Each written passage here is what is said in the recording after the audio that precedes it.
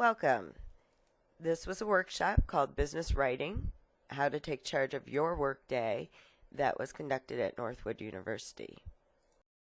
The first thing I mentioned, or framed the whole workshop around, was this concept that Pat Heim came up with from the Heim Group. She had done a lot of research and worked with a lot of companies and discovered that while we're not aware of it, men and women grow up in two separate cultures and communicate in different ways. No surprise that she gets it very specific. Boys grow up typically playing team sports with goals. So there's an end zone, and you have to achieve the end zone. And your objective is to work with your team to get to the end zone and defeat the other team. Even if they're playing cops and robbers, those are team sports. And so they grow up in hierarchical environments. That is, there's a coach, there are the best players, there are the average players, and there are the bench warmers. And so the coach gives a directive, and nobody discusses it. You just do your job. So they are very comfortable with direct commands, and then they follow through. On the other hand, women come from a history of playing more process-oriented games, generally. This is changing now that we play more team sports. But even those that play team sports probably spend some time playing dolls or house, which is much more process-oriented. There isn't a goal that has to be achieved. You simply are working on your relationships. And if you try to be the boss, you will find very quickly that nobody wants to play with you. So we don't do the direct command and then I follow through. We do more of the let's work together, and everything has to be equal. So this led her to the conclusion that it's very important to women that other women stay dead even with them, and nobody gets out of line and gets uppity. There are no bosses. And so we're used to functioning, women are used to functioning in more of a round table effect, thinking of what's fair for everybody and working together and negotiating. She calls this a flat culture as opposed to the hierarchy, which is more like a steeple. What that means is, since you have entered into the business world, which has traditionally been dominated by men, at least here in America, 95% of your communications are likely to be in direct format. So that's what this formula is, how to create a direct format for all your messages, or 95% of them. So your instinct may be to give the explanation first, but you see from this chart that to do direct, you would come up with the main question, the main command, the main request right here in the very first line of the very first paragraph. Then if they need explanation or desire the explanation, they will read the second paragraph. And then if you want to emphasize action items, you should go indented. And then your conclusion can do some of that relationship work.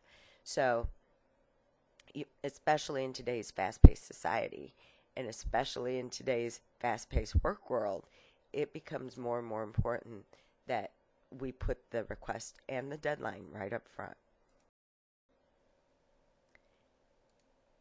In the workshop, I gave them a sample situation and asked them to try this new format out. And the situation is, and you can read this on your own, but basically you've been told that in addition to all the other work you have, you're now going to be responsible for collecting time cards in your department, keying them into the system, and then submitting the hard copies to payroll. The reason that you were given is that it's just overwhelming Janie. Now we've grown to 500 employees. She can't handle it. So each department's going to be doing it. So now you have to generate, and this would be a memo, because whenever there's a policy change or procedural change, you want them to have a hard copy. You can send an email too, but you want them to have a hard copy that they can pin up somewhere. And it's more official if it's a memo.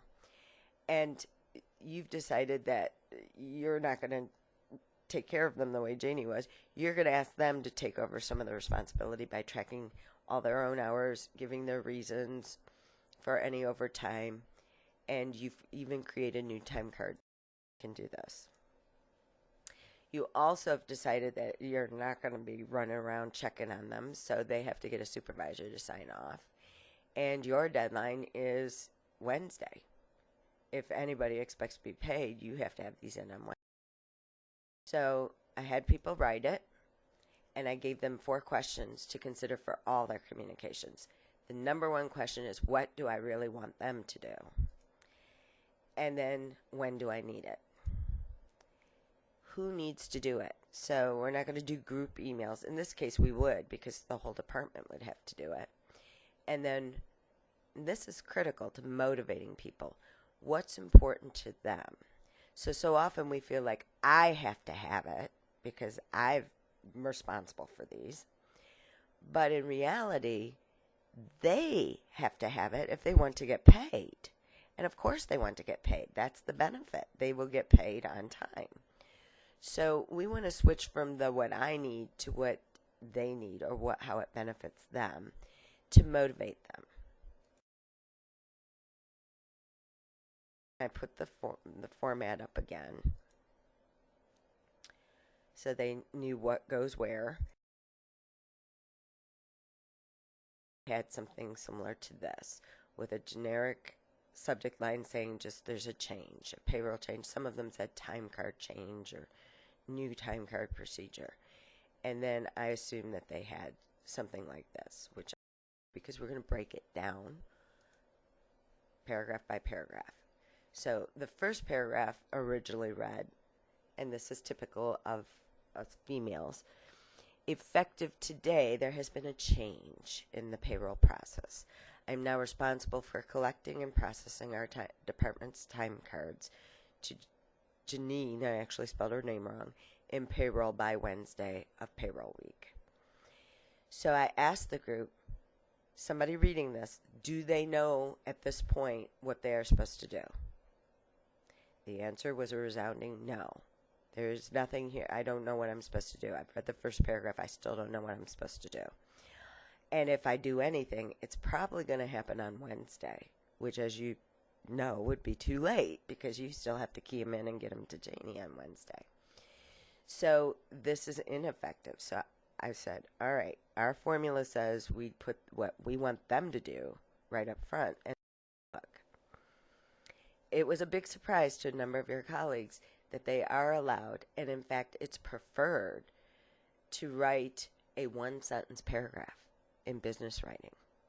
So in 1 sentence, I tell them what to do, where to do it, and when it needs to be done. Effective today, please submit your time cards to my inbox. That's where, by 5 p.m. on Tuesdays. Right up front, they know what they have to do and when it has to be done. So what do you do in the second paragraph then? Well, the original second paragraph actually says the reason for this change is due to the overwhelming number of time cards that Janine in payroll is responsible for.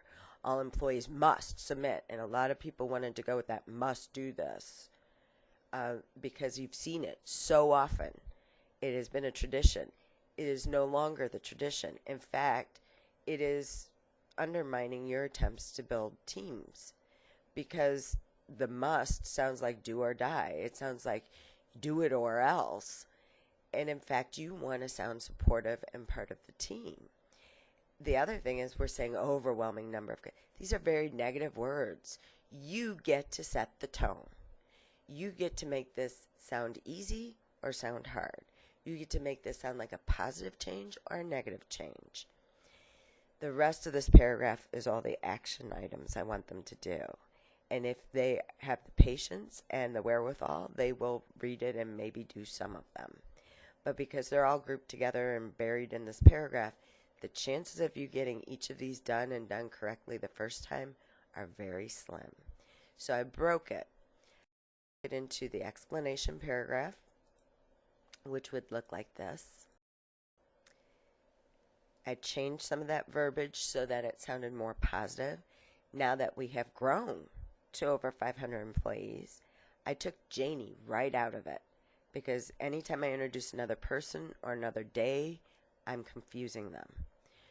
So each department will be responsible. Just everybody's doing it.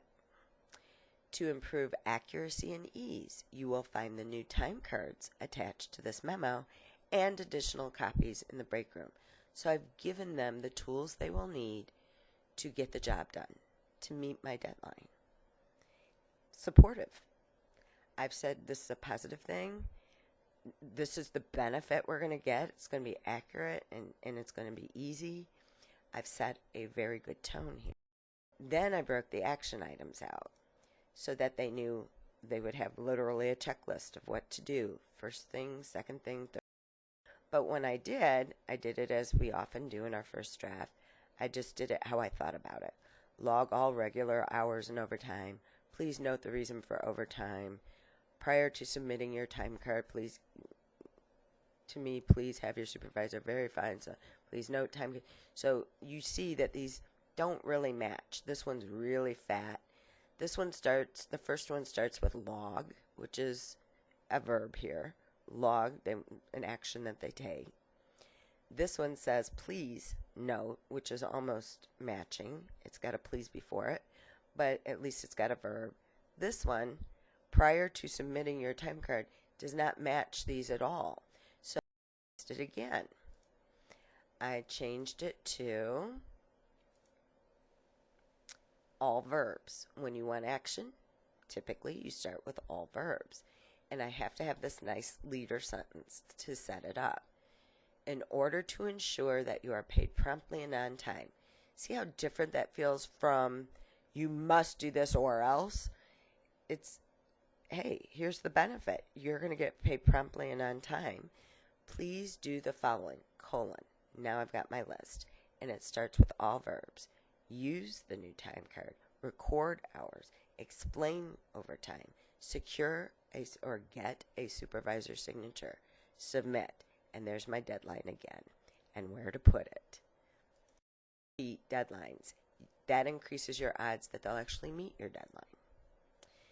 So what do you do with your close? Well, you won't see this a lot in the business books, but I like to take the close to build that team. To build the team, you've got to sound sincere. And whenever you use the standard cliches, thank you for your cooperation in this matter, or if you have any questions or concerns, feel free to contact me. Those are so vague and so standard, your recipient now feels like just a number to you. And so we can take this opportunity to build your team and make them feel supportive and that you do care about them. And we do that by getting rid of our cliches and instead putting in specifics.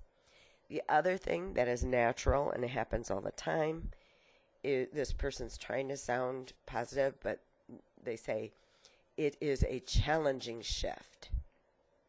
You are setting the tone of a lot of griping going to happen with this. Trust me.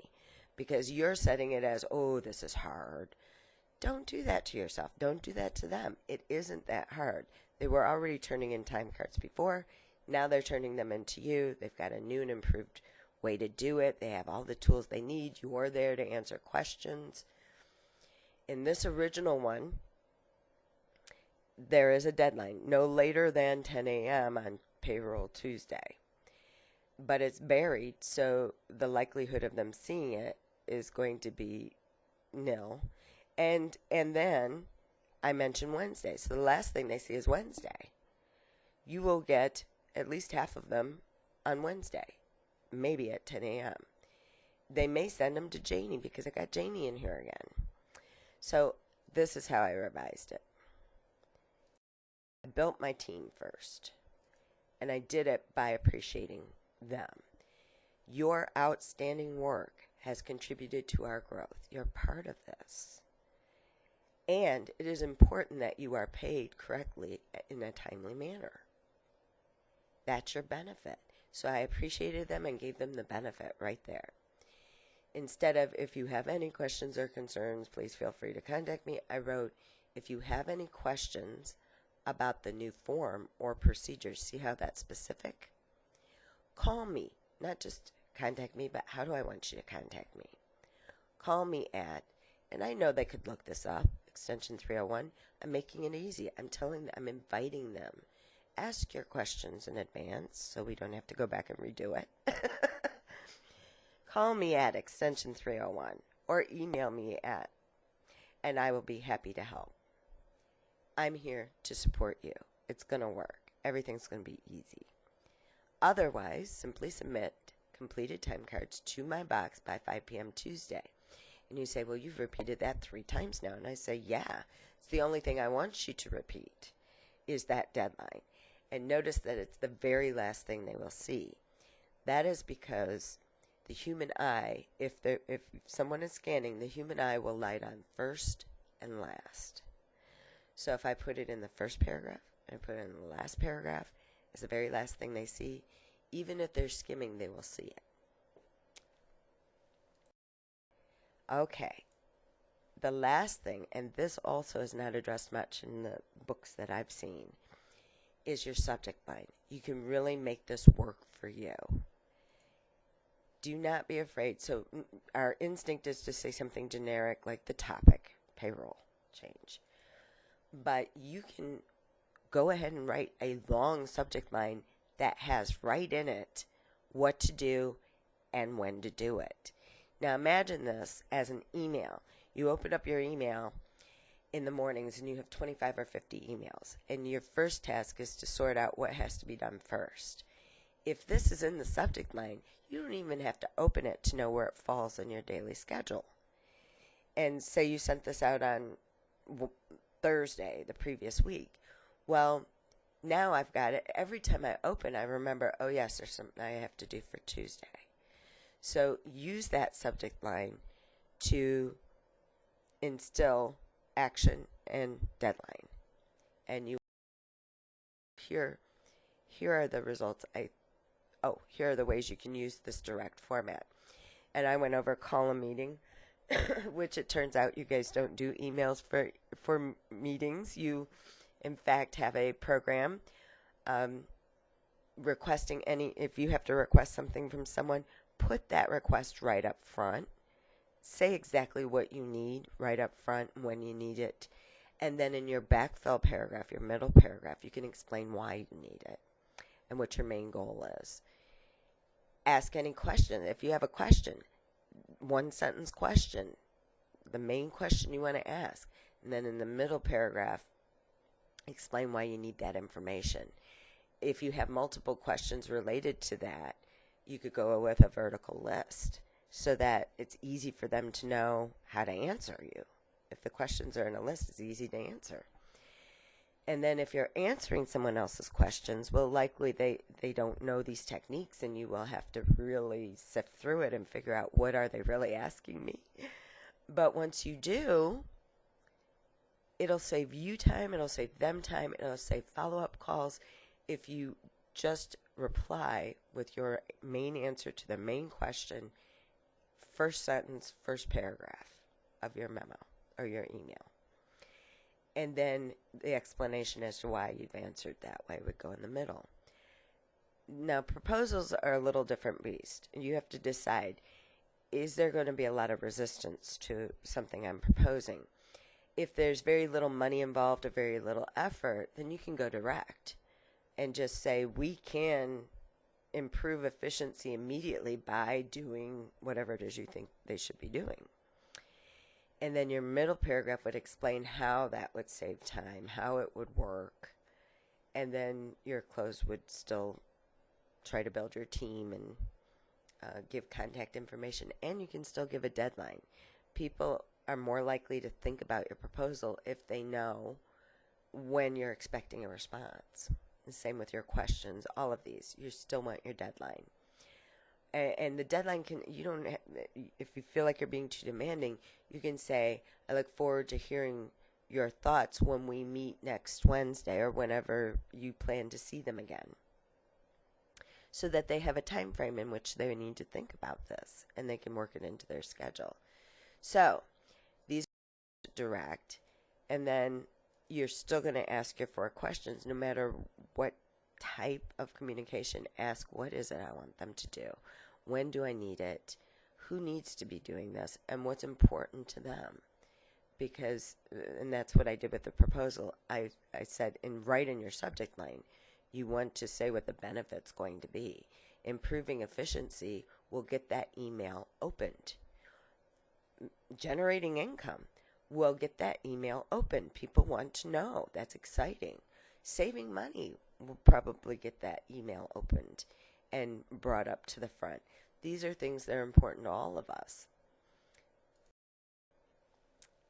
So then I went over this again because I wanted to do a sample of how to call a meeting. And as it turned out, nobody really needed this, but what did come out of it, and the answer came from the group, was what do you do in your program to get people to open up? If there's an attachment, if there's something they need to do before the meeting, how do you get them to open that up and focus on that?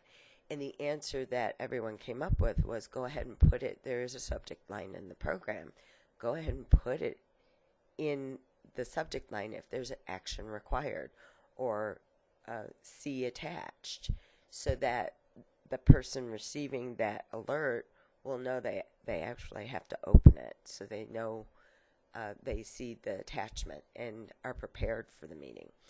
But this still was useful even with the program to put right in the subject line where and when the meeting's going to take place. I put the type of meeting that was going to happen. If you were writing an email, then you would have that in your first line, even though it repeats. It's a little more detail here. And then the explanation paragraph would be the things that would be addressed in the meeting that you want them thinking about before they even get there. And then I did, again, the teamwork. Your ideas are going to be important in this, so please come. And then if you have any more questions about it, or you want to run something by me, you can call me directly here. And then I repeated my deadline again. So that turned out to be a bit of a moot point, but we still got something out of it. Another major thing that I mentioned in the meeting that will save you tons and tons of time and bring you so much relief is this idea of getting rid of the vague deadlines. So I asked the group, give up ASAP, or now, or immediately, or right away. Give up those vague terms and instead give specific deadlines, because your ASAP and somebody else's ASAP are likely to be 2 different things. It's just that simple. Not only will they know when you really need it, you will be clear, everybody will be on the same page, and it just is such a relief to know when something is due. Some of us, especially females, would like to use the at your earliest convenience. We think we're being nice, and we are, but are we getting action with that? Probably not, because my earliest convenience may be next month. Make a commitment also to give up, if you are using this, end of day, end of business, close of business. That means something. If you mean 5 p.m., go ahead and say 5 p.m. If you mean 6 p.m., go ahead and say 6 p.m. And everyone on that. The benefits you will see happening is everyone knows when something is due. You're all on the same page.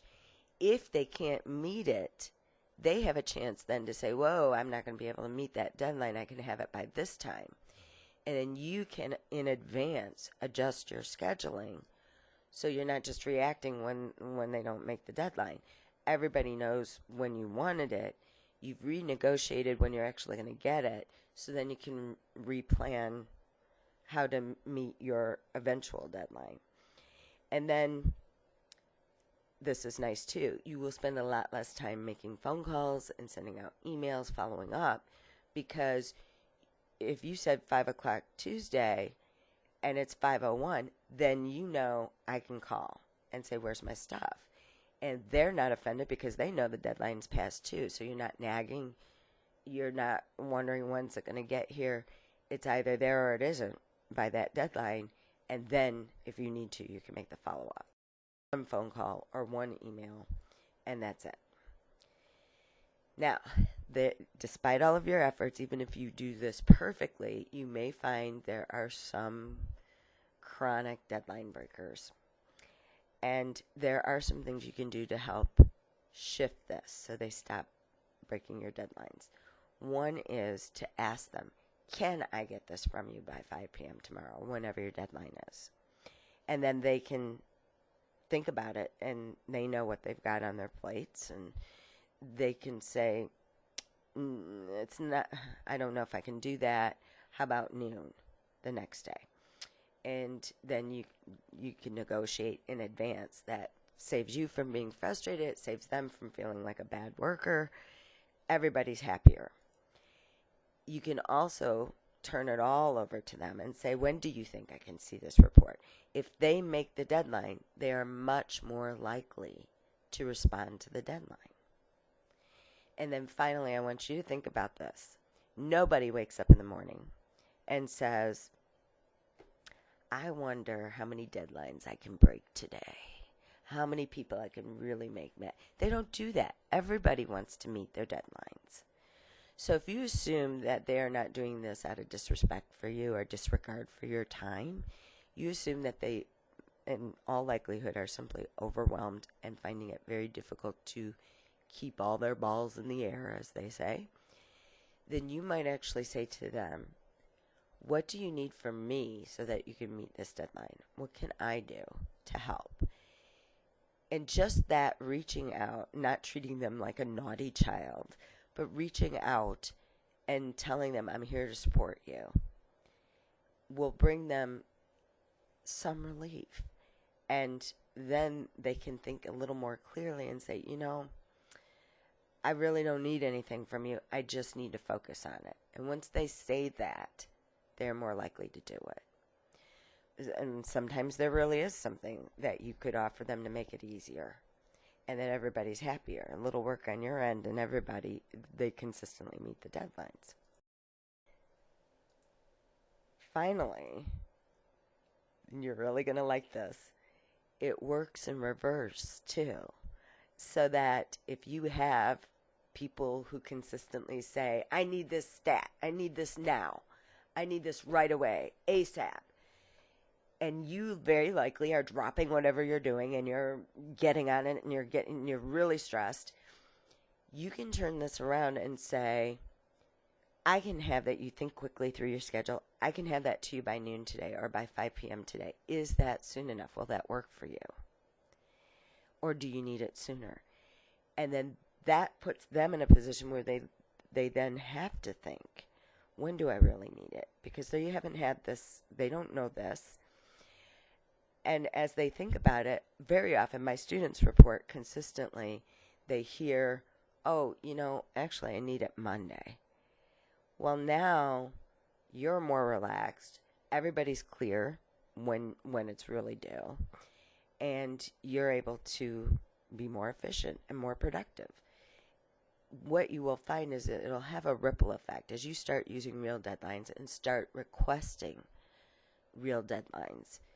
Everyone will like it so much. Pretty soon your whole department will be doing this, and things will be running much more smoothly. One thing I want to remind you of, though, is that you're going to have to read each of these situations in terms of male and female. And when I say that, I'm not talking specifically about gender. You are currently working with plenty of females right now who have already adapted to this very male direct format and get very frustrated with you when you want to start with the explanation and then get to the point. So if what you're doing isn't working, try the direct format, even if they're female. Conversely, there are a few males who need to process through, who need to not be told directly from a female what to do. They need a little more relationship. How are the kids? How are things going for you? Okay, I have this big thing. I really need it done. Do you think you can do it? More of a question format. So it's going to be trial and error. Now that you know there are two different styles and two different approaches, just see, how does this work? If it's not working, let me switch to the other mode and see if it works. Okay, I think you now have tools, having watched this, that you can apply immediately. Congratulations.